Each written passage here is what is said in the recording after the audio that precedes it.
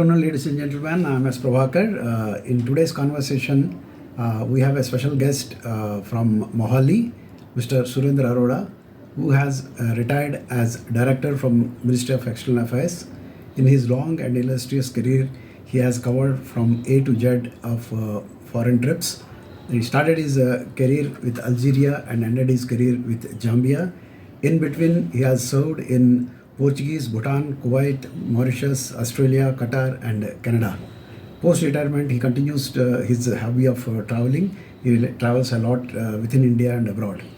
In today's conversation, we will take a nostalgic journey into the undivided India, the painful partition, the aftermath of partition, and a great resilience shown by him, his family, and many people like him in raising literally from ashes like phoenix. Welcome, Mr. Surender. Thank you. Aroraji. Thank you. How are you doing? I'm doing well, thank you. Thank you very much for taking out time in your busy schedule in Delhi in one day's trip to have a conversation with us. Yeah. So can you please take us through your childhood and your schooling, where it has happened? I was born in Rohtak in 1954, which was Punjab that time. Punjab at that time, okay. It became Haryana, I think, in 68 or something like that. Okay. And we were there. My parents got, because my grandparents, they had handlooms in Multan. Okay. Not Multan exactly, I think somewhere near Multan. And my grandfather had 100 handlooms. Okay. And he was Diwan of the village.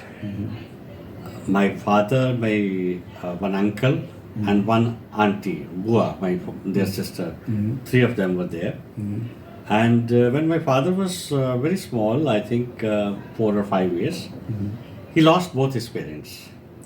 And my uncle and father, they were raised by their sister, my auntie, who was 16 years senior to my father in age. And they were running the handloom industry there. And there were about more than 100 people working for them. Majority of them were Muslims, of course, because majority of them in those areas, Muslims were in large numbers. And then when partition took place, they had to leave everything. I don't think they considered converting to Islam and continue to stay there. Okay. They moved to India through the Indian Army. They were put on a train on the rooftop, Oh my God. which took 7 days to cross 400 kilometers to when, finally they reached India after 7 days. Yeah. On several occasions, they were told that the train will be butchered. Because a number of trains were butchered. You must have seen, heard in the history. Yes. Through movies also you would have heard. But thank God, they came to India. They got registered with the Indian authorities, and then they went to various refugee camps. And finally, they were given some place in Rohtak, which was in Punjab. And they lived there and then government gave them handlooms, 50 handlooms in the place called Bhiwani Kheda, which is textile town.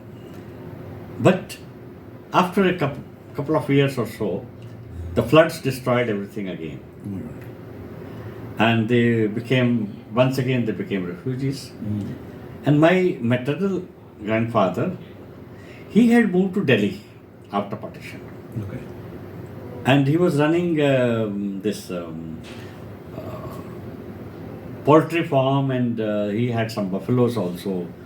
And somehow they were managing their life. Then my mother and father, they took us to Delhi. Okay. Since they lost everything again in the floods. And we moved to Delhi in Vijayanagar. Pawan also is Yeah, I there. know that. Pawan is my mama's son. Other mama's son. Okay. So there, my father started working in a pharmaceutical company in Faridabad. Okay. But emoluments were very, very low. Jobs were very difficult to come. And somehow we were managing with the help of our maternal grandfather. Okay. Then my father met with an accident. I was studying, that I started going to school in Vijayanagar itself. My father met with an accident and he was bedridden for a couple of years. Okay. That made our life worse. And my maternal grandfather, he also had problems with the business and money was not coming from any corner. And then my brother, who was in, I think, 6th, 7th standard, he used to, work with various people, small things he started doing. My mother started stitching clothes. We all used to help. We were 3 brothers sisters that time. But you were studying, no? Yeah, we all used to go to school. Okay. That was, my mom had one big principle that whatever may happen, my children will always go to school. Study. So that promise to herself she kept till we all passed out from schools and colleges. So coming to your pre-partition days, your father, your parents and grandparents, which part of Pakistan they used to stay and what they used to do there? They were in Pakistan is Khanewal near now Multan. Pakistan. Okay. In pre-partition, my grandfather was a diwan. He had, as I said before, 100 handlooms. He was a big guy there. Okay. My father went up, I think in school, he went up to 7th standard. Okay. Then he said, the parents said, parents were no more by that time. Yeah. And my auntie who looked after them, they didn't send them to school after that because that time children were not going for higher education. And he started working for the family business. Yeah. And then after he got married, I think 2 years after their marriage, this partition happened. And they became refugees. Okay. They did bring along whatever jewelry they had, little bit. Okay. But most of the things were left behind because they couldn't carry. They had to travel in the train. Okay. And then, after the accident, my father could not join the pharmaceutical company. Okay. And he started working he learned the carpentry and started working as carpenter. Of course, that is the Indian part. Now coming, remaining with the partition part of it, and of course, as you say that we have seen whatever happened in the movies, but I'm very sure your parents and grandparents, what they have gone through at the time of partition, and traveling from Pakistan to India, I'm sure they might have shared that with you. So how horrible that was? Is not that horrible as shown in the movies that people have been butchered, killed, and there is a risk of you and not you, your parents being killed, and how much you have been told by your parents about that? What I heard from my mother and father, and uncle, aunties also in the family, Yeah. when this rumors started coming that India will be partitioned and Hindus will be moving towards the eastern side and western side, Muslims will take over. They were all scared. Okay. They stopped going out, stopped working. My mom's side, there were 4 sisters. My maternal grandfather used to keep a kerosene can each near his 4 daughters. Oh my God. If they're attacked and the attackers want to harm my daughters, he'll burn them. Oh my God. And the same thing, my auntie, my father's sister's husband, he used to keep a kerosene tin near his wife. If something goes wrong, she will be burnt. No, he will not be allowed to be taken away. These type of horrible scenes they have gone through, because you can just imagine a small girl of 15, 14 years. She is aware that if such and such thing happens, she'll be burnt. Just imagine the plight of such small girls. But thank God, they were safe. And on the train, when they were sitting on the train for 7 days, it was very, very difficult for particularly women to make natural calls. Yeah, yes, of course, 7 days. And They were always scared jump. that somebody will snatch them. And one lady will go down for natural call, and she'll be Guarding other. Covered by number of Girls. males, Okay. so that she's safe. But you can just imagine the plight. How shameful it used to be, and embarrassing for the ladies also. Yeah, totally. But luckily, 7 days passed for 400 kilometers. And my mother used to say that several times train will be stopped for several hours, and they will see attackers standing 100 meters, Oh my. 50 meters with swords and knives and everything. And in between, the army is also there to protect the train. Okay. But luckily, thank God, they entered Safely India entered after India. 7 days. About 7 days. 7 days. So it came via Punjab, no? Must be coming via Punjab. Punjab. Huh? That's why they went to Rohtak. They were it because they were Multan is in the west Punjab in Pakistan, Pakistan. and that's a handloom industry there. Okay. Textile industry is there in Khanewal, and then, as I said, they moved to Rohtak and then to Delhi. In Delhi, my father's earnings were very, very low because after his accident, he was unable to move his head. Yeah. He was straight. If he has to see this time like this, he will move. Entire body. And the whole body after accident, various fractures and whatnot, he went through. But as I said, we were studying. My brother used to sell various small things outside our home. Like on Diwali, Dussehra, I used to sell crackers, sweets, toffees, etc., etc., etc. My mom used to stitch clothes, and we used to help her, like bringing cloth from the person who's selling them and then dropping them and all that. And then rent was very high. We were in a rental house. Then we moved from Vijayanagar to Moti Nagar because there we found a cheaper place to live. We went to school. And then when my brother passed his 10th standard, he started working he started learning this making of radio and transistors. Okay. And he used to get, I remember he used to get 20 rupees a month. Yeah, I'm talking about 60s. And then we started making charpai, Courts. cots. And there also we used to make some money. I used to go to Ramlila and sell mungfali, peanuts. I used to bring it from Sabji Mandi with a sack full and then put it in Small things and sell it. envelopes and sell them 3 paisa, 5 paisa, 6 paisa, वगैरह. Life was not easy.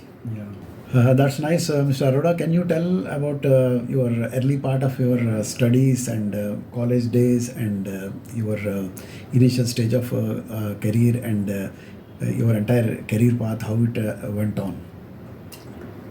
I started, when I passed my high school, I started working in a fuse collar making factory. Okay. Fuse collar, they used to have a bone here on both sides. Putting bones and fusing them and all. 1 paisa per collar I used to get. Okay. And it used to be during summer time, you can just imagine in the heat, there used to be 1 fan and 15 boys People are sitting. sitting. 15 boys are sitting, Okay. sweating and making. I used to make about 100 rupees a month or so. I'm talking about early 70s. Okay. But I joined college, started studying. During my college days, I used to write accounts of few shops. Okay. Somebody is giving 20 rupees a month, some 30 rupees a month, 15 rupees a month to cover my studies and my lifestyle. I needed money, and from home there was money was always short. And then my brother got a government job. Okay. I think 69.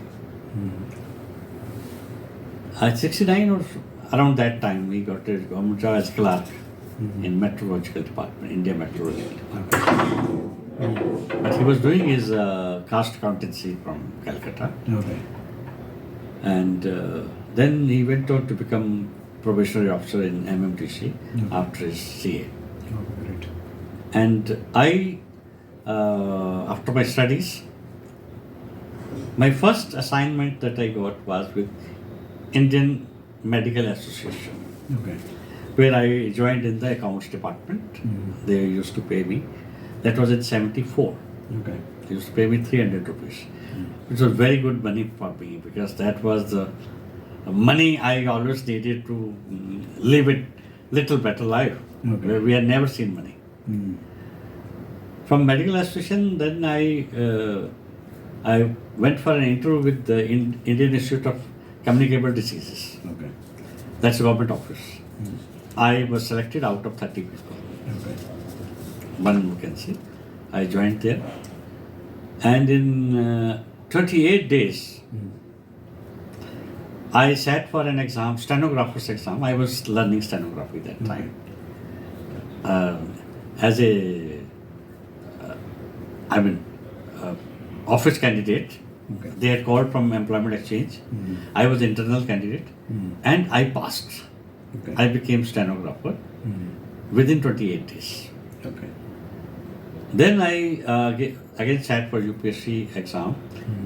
I passed. I got I think 31st rank in Okay. UPSC. Went to DGSND, Director General of Civil Supplies, Okay. Supplies and Disposal rather, Patel Chowk. From there, I tell you, I sat for 16 interviews Okay. and got 16 appointment letters. All government. Mostly government or public sector. Yeah, public sector. Okay. Out of these, I will just count Modern Bakeries, Delhi University, Delhi Financial Corporation, DAB College. Okay. So many more. Okay. ANZ Bank, Okay. etc. And then after DCND, I went to Delhi Financial Corporation. Okay. There also, out of 32 candidates, I was selected against one vacancy. Okay.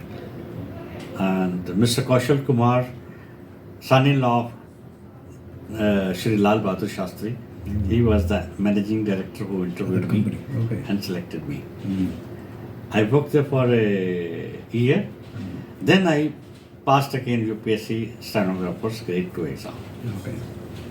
I joined UPSC, where again I External Affairs Ministry, and there I sat for internal exam for grade 1 Okay. through UPSC again, Okay. and then passed that exam and became section officer.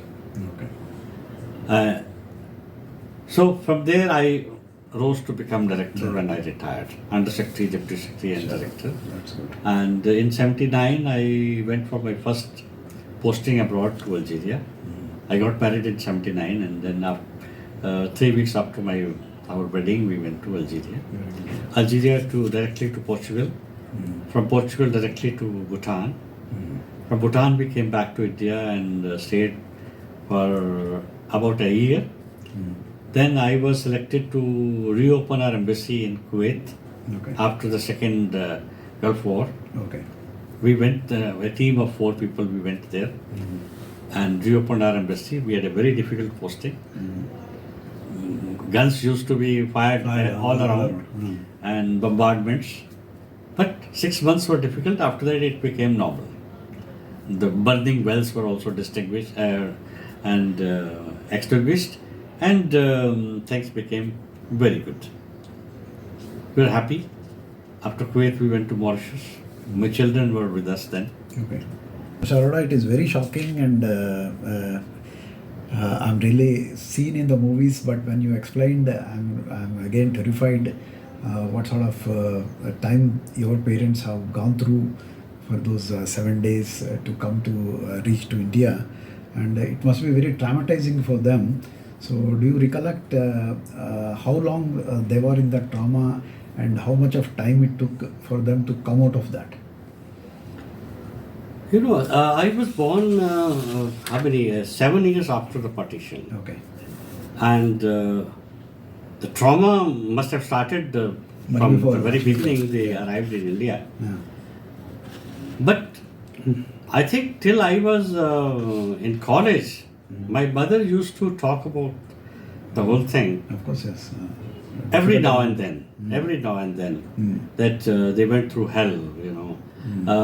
Whenever there were difficulties, she used to say, had we been in our, earlier home in which is in Pakistan now, Yeah. we would have been very comfortable, we would have lived a naturally. decent life.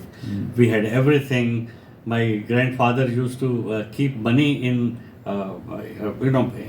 Sacks.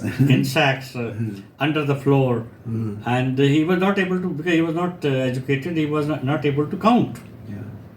He had kept people to count the money, accountants to, how much he's putting in this and that. And my mother used to curse. My father, he hardly spoke about these things. Okay. But he, only thing he used to say, life is very difficult, we didn't deserve all this. Okay. But at any point of time, did our parents ever say that when this choice has come that there is going to be a partition and some people moved to India and some people stayed back in Pakistan? So had any thought crossed in their mind to stay back in Pakistan because they have all the assets, mobile, immobile properties over there, and was there any difficulty in remaining there? No, but at the same time, they were always thinking that it's a short duration problem, Okay. and they will come back. Oh, They'll okay. come back. Okay. They never realize that they will never be Going back seeing to what Pakistan. they have again. Okay. And when they came here, one of my father's employee, he used to come and meet them Okay. at the border. Okay. A couple of times, I think my father said he came, and then he asked them to sign some papers so that everything that they had gets transferred to his name. And So he lost he was a loyal guy, my father used to say. Okay. So when they moved to India, as you said that they never went back, Never. that means they might have lost a lot of mobile, immobile properties. over Everything they there. lost. Everything they lost. They lost. Who was taken over that? It is an individual taken over or the government No, taken but over they that? won't know. They will Because not the know. people in authority, they decided for that country. Okay. It became a foreign country for us. One country, Yeah. immediately. And we lost everything. Lost everything. Yeah. That must be a lifetime sending Yes. going like that. My children, even now when we sit and talk. But at the same time, my children say, thank God we were not in Pakistan, we would have been, maybe we were become terrorists. Worse off and Worse different, off. different. Maybe as- God decided something better for Definitely, us. and hindsight, you are better Yeah, off, yeah. having moved to. Yeah. And as you said, you are mentioning that about a conversion. So that means whosoever had stayed back there, that Hindus were forced to convert into No, Islam. a large number of Hindus continued to be Hindus. Okay. There were 20 million Hindus in Pakistan at that time, Okay. after the partition. Okay. But now less than 1% remain. Okay. Most of others, either they have left Pakistan or got converted to Islam. So now coming to India, of course, again, my knowledge of all this partition is through movies only. The people who came to India at that time, they were branded, whether they like it or not, as refugees. Then in the state of being a refugee, what support you people, do you means your parents have got from the government to settle, to resettle in India?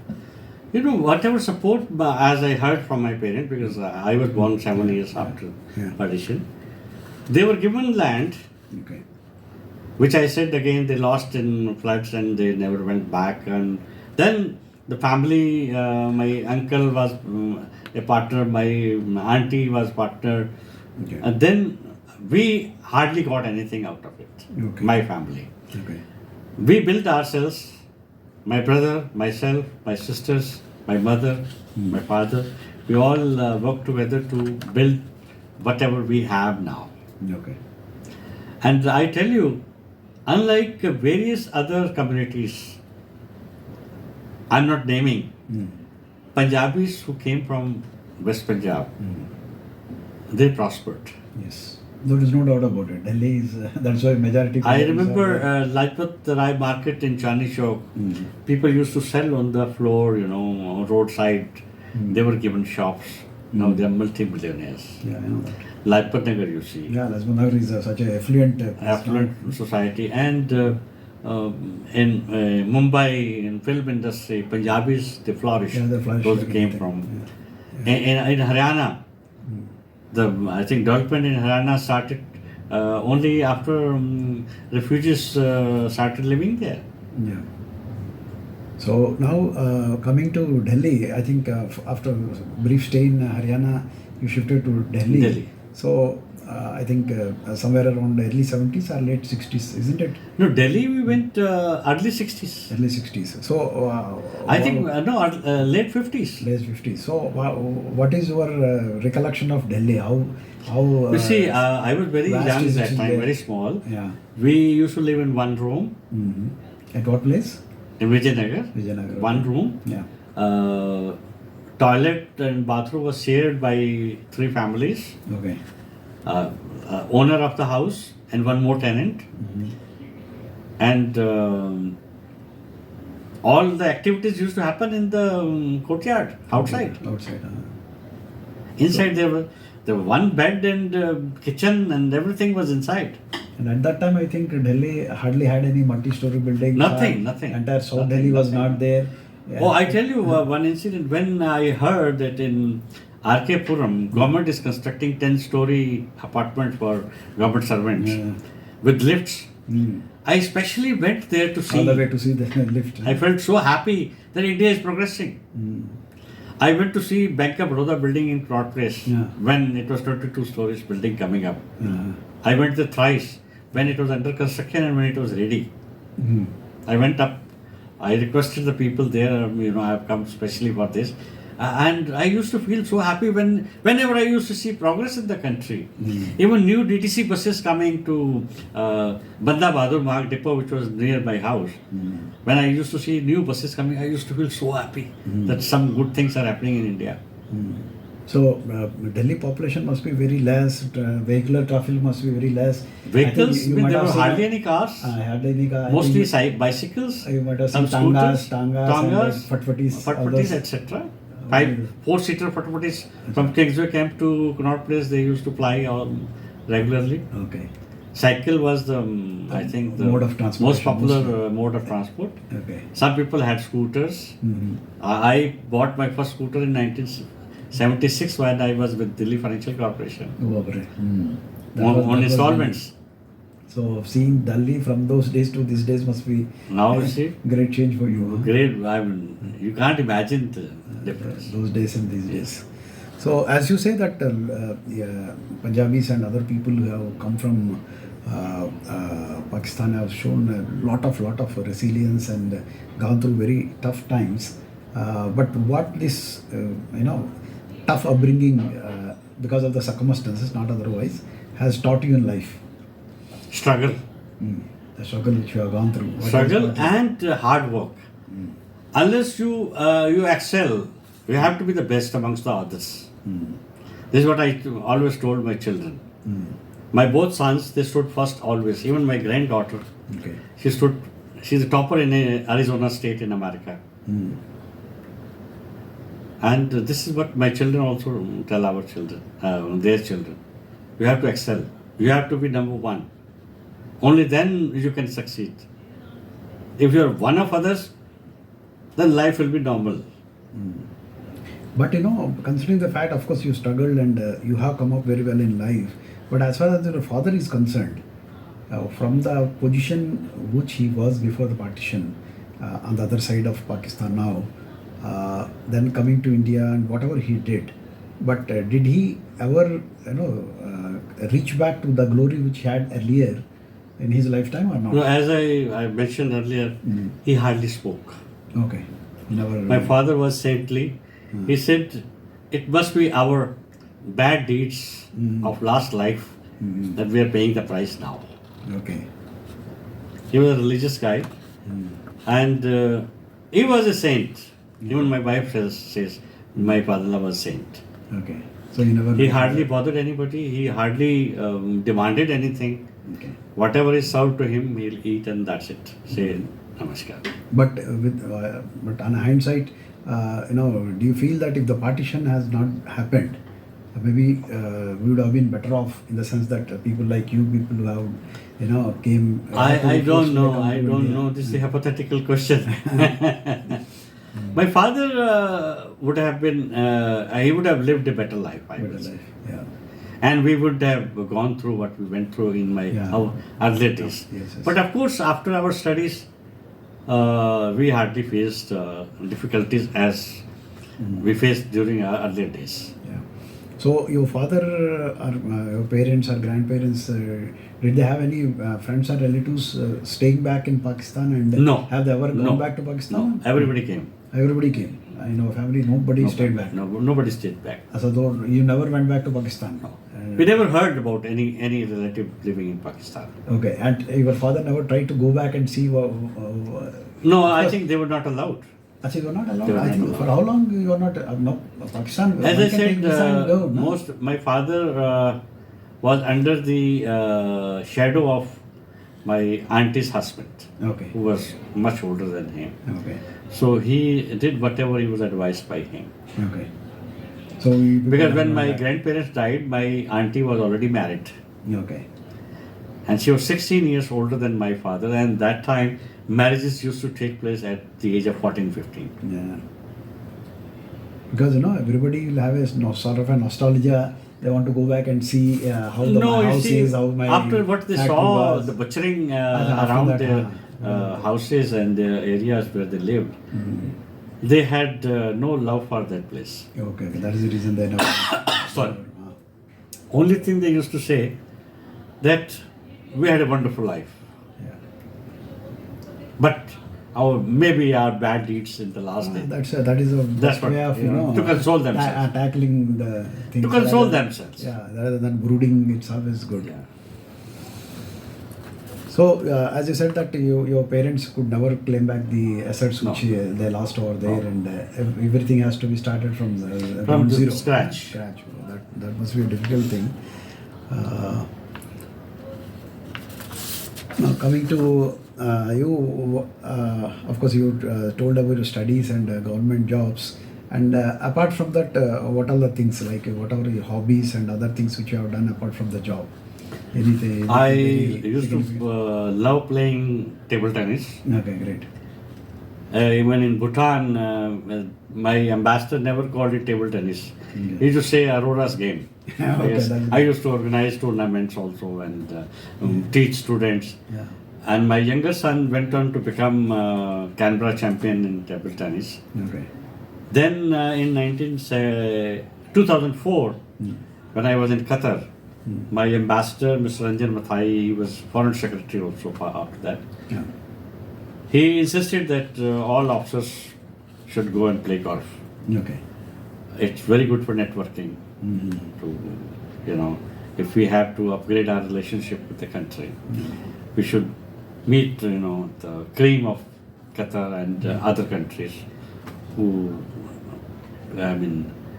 visit golf course more often. So I started playing golf. And now it has become my passion. I play every day. You still play golf? Oh, every day.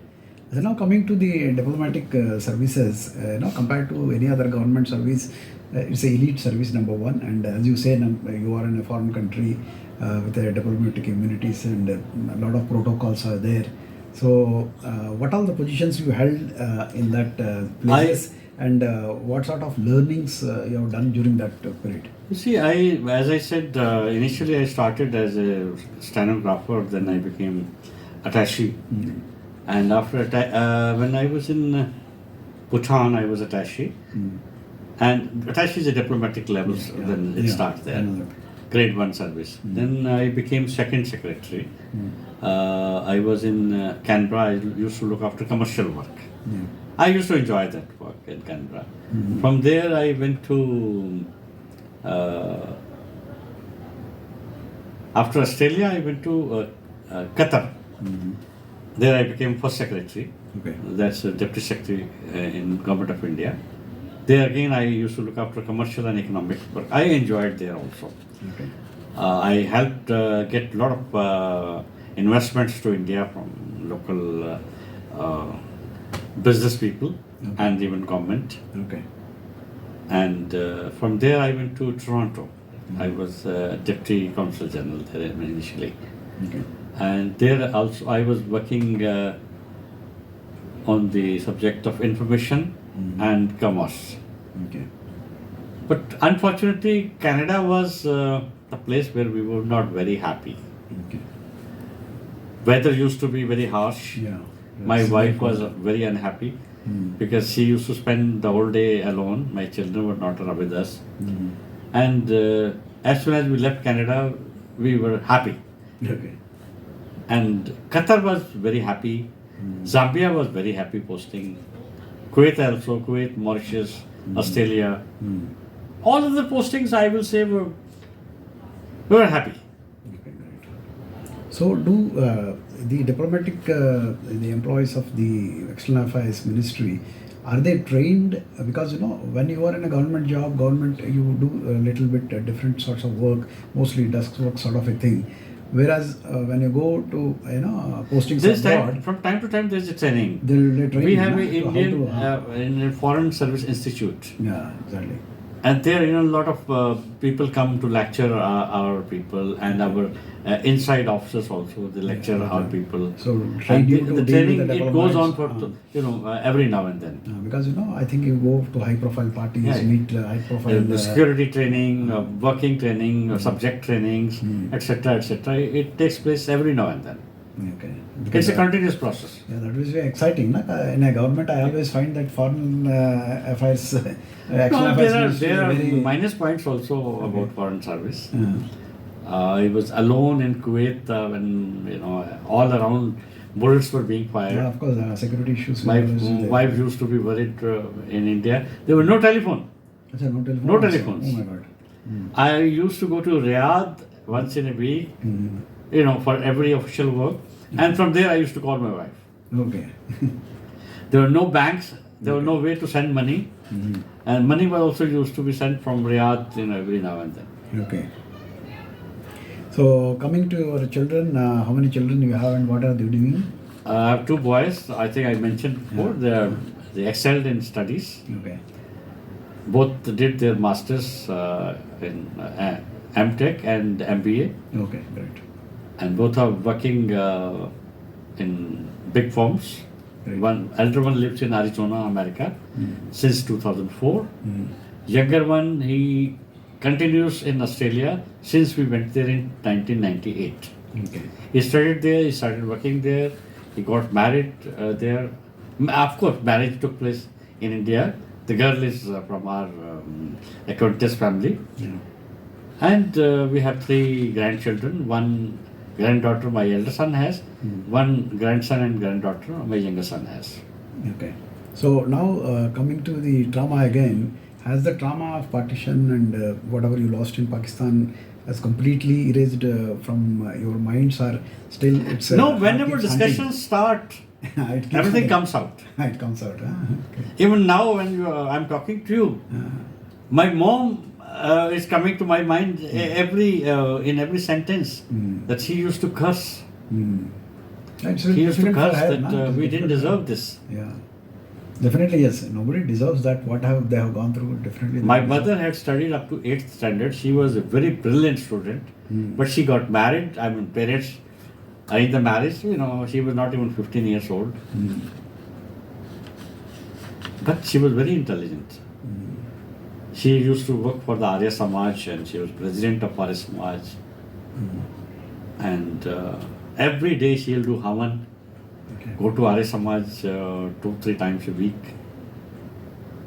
So you, as I said that when you are a child, the aftermath of partition was there, and you came up in the life in a very hard way, as you say, that selling things in the market, then making ends meet with your parents, then studying well, and had a very, very wonderful, illustrious career.